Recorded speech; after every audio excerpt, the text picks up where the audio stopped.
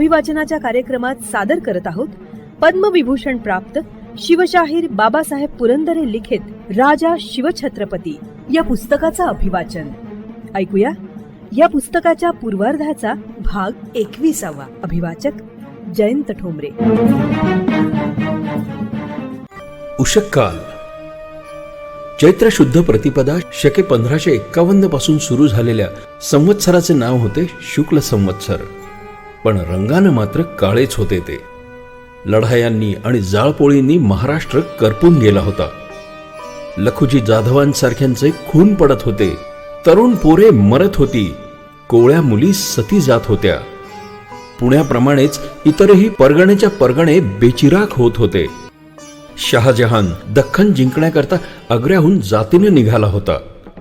निजामशाहीत फत्तेखान वजीराचा आणि आदिलशाहीत खवासखान वजीराचा बेताल नाद चालला होता. शुक्ल संवत्सर नव्हे, हे कृष्ण संवत्सरच होते. प्रत्येक संवत्सर काळे होते. शुक्ल संवत्सराचा हिशोब त्याहून वेगळा नव्हता. चैत्र आणि वैशाख रखरखीत उन्हात गेले. ज्येष्ठ आला, मृग आला, पण पाऊस पडला आगीचाच. मराठवाड्यात मोगलांच्या तोफा आग पाखडीत होत्या. भूमी त्याखाली भाजून निघत होती. आषाढ आला. गावोगावचे मर्याईचे माळ कडक लक्ष्मीच्या आसुडाखाली कडकडले. डफाच्या तडफडाटाने हादरले. दिव्याची आवस आली. दिवे लागण मोडलेल्या मुलखाला दिव्याची आवस आणि बिन आवसेचा दिवस सारखाच अंधारमय. श्रावण आला. अश्रूंच्या श्रावणसरी बरसू लागल्या. गावगावच्या शिवारात आयाबाया जमल्या. वारुळाभोवती फेर धरून नागोबाला आळून आळून त्या म्हणाल्या, नागोबा देवा, तू असा वारुळी का? सांबाच्या पिंडीवर विंचू बसलाय. 300 वर्ष झाली. तू बाहेर ये. भाद्रपद आला. मोरगावच्या मोरेश्वरापुढे चिंचवडचा एक गोसावी हट्ट धरून बसला. म्हणाला, दीनानाथा, एक वेळ तारी रे मोर्या. घरोघर लोकांनी गौरी गणपती पूजिले. गौरी पूर्वी सोन्याच्या पावलांनी येत. आता ती रीत मोडली. आता येत चोरट्या पावलांनी.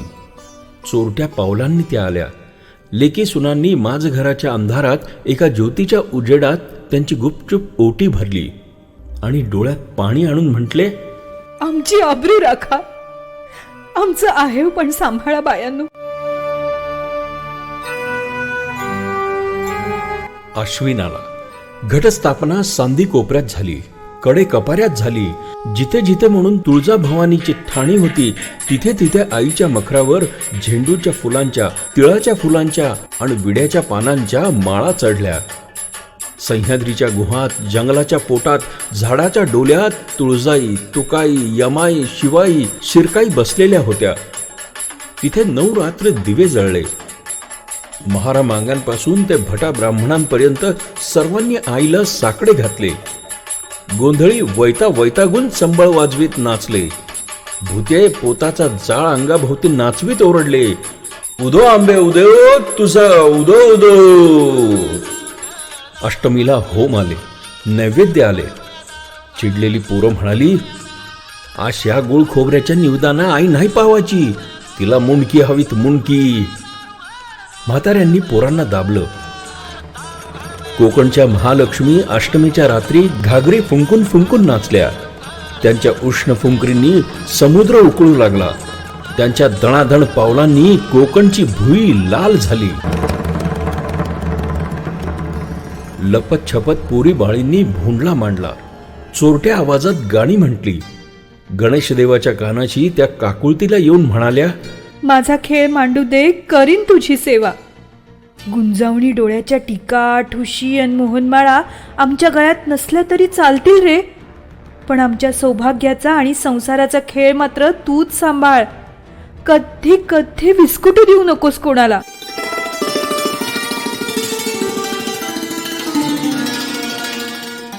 दसरा आला. शिलांगणासाठी घोडी फुरफुरली, पण लगेच खाली मान घालून उभी राहिली. कोजागिरी पौर्णिमा आली. तुरळक ढगांआडून धावता धावता चंद्र विचारित होता, को जागरती, कोण जागा आहे, कोण जागृत आहे. कोण जाग आहे? काय कोणीच नाही? नाही कसे? ती पहा, चिडलेली ती एक बाई जागी आहे. चंद्रा, तुझ्या जवळचे सर्व अमृत जरी तिच्या मस्तकावर तू वर्षविलेस तरीही ती शांत होणार नाही. तुझ्या अमृताच्याच वाफा होतील. दिवाळी आली. कसली दिवाळी? सरणावरती सण सुचावा कसा? नरकासूर अजून जिवंत होता ना. दिवाळी आली अंधारात आणि गेलीही अंधारातच. कार्तिक आला. एकादशीला सारे वारकरी पंढरीला जमा झाले. संसाराचा आणि सत्तेचा ताप विसरून ते वाळवंटात नाचले. पण परत फिरताना त्यांनी वैकुंठीच्या सुभेदाराला त्यांच्या बोलाची आठवण करून दिली. परित्राणाय साधूनाम. विठ्ठला, लक्षात आहे का? संक्रांत आली. ती आज 300 वर्ष आलेलीच होती. कधी ती तोफेवर बसून येत होती तर कधी तलवारीच्या पात्यावर बसून येत होती. सगळेच कणत होते. कुणी कोणाशी गोड बोलायचे. एक तीळ 7 जणात वाटायलाही तिळभर तरी उल्हास हवा ना. नव्हताच तो. माघ आला. आंब्याच्या डहाळ्या मोहरल्या. शिवरात्र आली. जंगमांनी आणि गुरुवांनी शंख फुंकून फुंकून घसे कोरडे केले. ब्राह्मणांनी कडकडीत रुद्राच्या धारा धरल्या. आजच्या दिवशी जर मालोजी राजे हयात असते तर ते सांबाच्या पिंडीला मिठी मारून बसले असते आणि म्हणाले असते, जगदीश्वरा, शिवा, नको आता अंत पाहूस. आमची जिजा गरोदर आहे. आता तूच माझा नातू होऊन ये. अवघा त्रस्त मराठी मुलूक तुला 1000 हातांनी बोलवतोय. ये, पृथ्वी हैराण झालीये.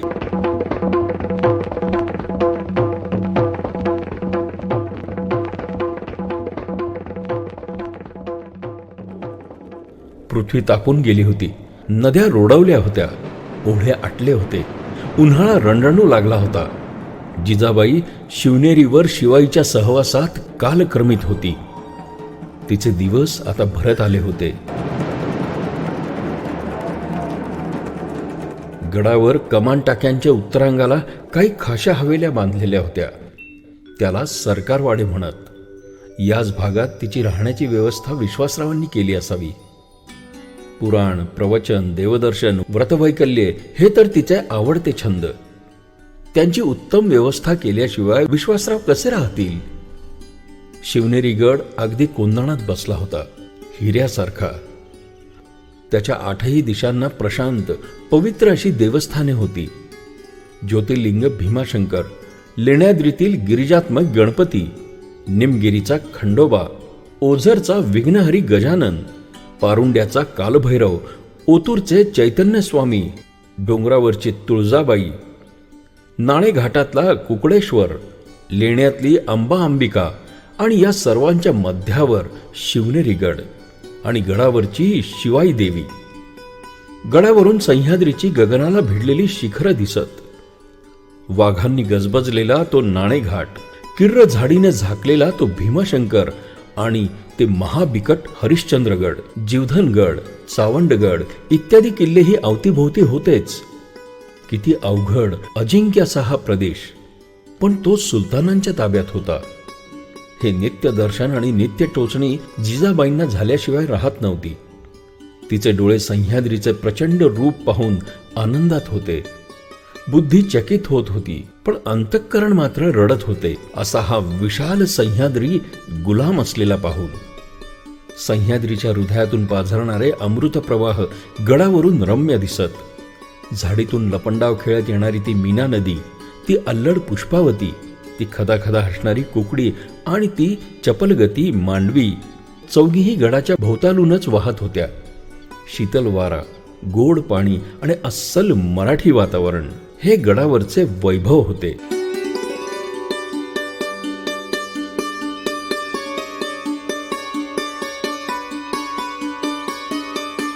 गडाच्या चहू अंगांना दाट झाडीत लहान लहान खेडी बसलेली होती. जुन्नर हेच त्यातलं एक सर्वात मोठं गाव, कसब्याचं.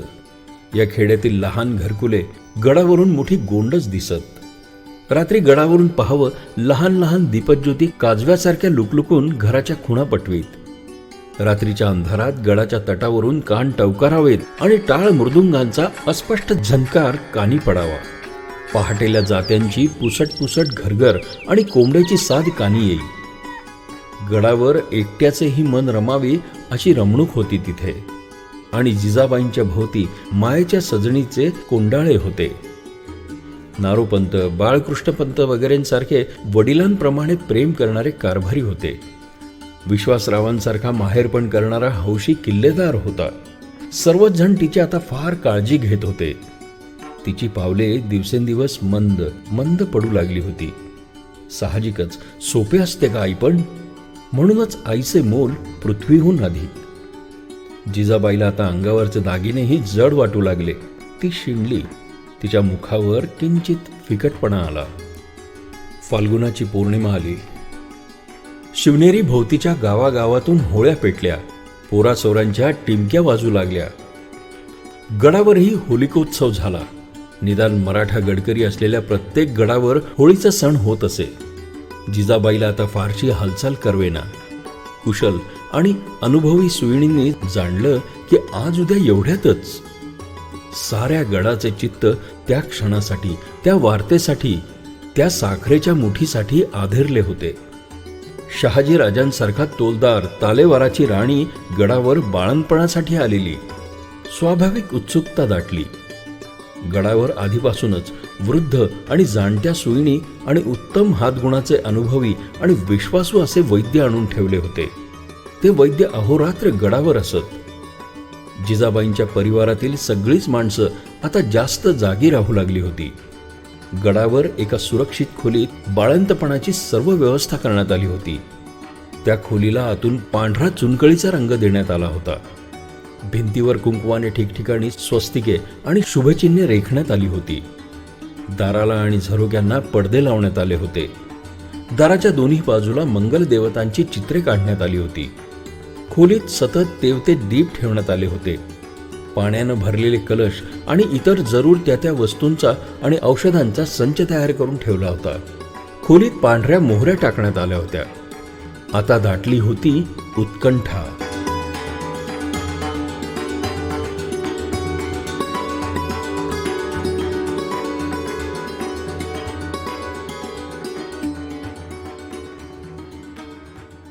श्रोते हो, पुस्तक अभिवाचनाच्या कार्यक्रमात पद्मविभूषण प्राप्त शिवशाहीर बाबासाहेब पुरंदरे लिखित राजा शिवछत्रपती या पुस्तकातल्या पूर्वार्धाचा भाग 21 आज आपण ऐकलात. रसिक हो, आपल्याला हे पुस्तक अभिवाचन आवडतंय, भावतंय, ऐकावंसं वाटतंय हे आपण दिलेल्या कमेंट्सवरनं लक्षात येतच आहे. पण आपण आपल्या याविषयीच्या कमेंट्स, प्रतिक्रिया आम्हाला रेकॉर्ड करूनही पाठवू शकता. या पुस्तक अभिवाचनासाठी येणाऱ्या प्रतिक्रियांवर आधारित प्रतिसाद या विशेष कार्यक्रमात त्याचा नक्कीच समावेश केला जाईल. मग आता त्यासाठी आमचा व्हॉट्सअप क्रमांक आहे 94-222-55909. क्रमांक पुन्हा एकदा ऐका, 9422255909. तसंच तुम्ही ईमेलही करू शकता. त्यासाठी आमचा मेल ID आहे imagead27@gmail.com. imagead27@gmail.com. तेव्हा आपल्या प्रतिक्रिया रेकॉर्ड करून आम्हाला नक्की पाठवा.